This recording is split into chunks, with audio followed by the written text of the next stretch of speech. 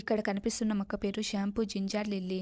దీని స్పెషాలిటీ ఏంటంటే ఈ చెట్టు యొక్క పువ్వుల్లో షాంపూ ఉంటుంది. ఈ పువ్వుల పిండితో వచ్చే రసాన్ని మనం షాంపూలా యూజ్ చేసుకోవచ్చు. ఈ రసాన్ని తలకే కాకుండా శరీరం మొత్తానికి వాడవచ్చు. ఈ షాంపూ మంచి వాసన వస్తుంది. ఈ షాంపూతో స్నానం చేసిన తర్వాత మనం పర్ఫ్యూమ్ వాడాల్సిన అవసరం ఏమి ఉండదు. ఈ మొక్కలు ఎక్కువగా మలేసియా, హవాయి లాంటి దేశాల్లో కనిపిస్తాయి. మన ఇండియాలో రేర్గా కనిపిస్తూ ఉంటాయి. ఉల్లిపాయని కట్ చేసే విధానాన్ని బట్టి టేస్ట్ మారుతుంది.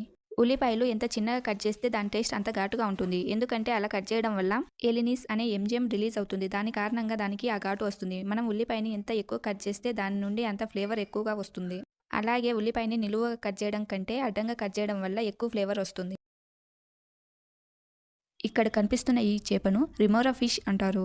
కేవలం 3 అడుగులు ఉండే ఈ చేపలు సముద్రంలో ఉండే సొరచేపతో గివ్ అండ్ టేక్ ఒప్పందం చేసుకుంటాయి. అంటే సొరచేప నోట్లోకి వెళ్ళి దాని దంతాలలో చిక్కుకొని ఉన్న ఆహారాన్ని తింటాయి.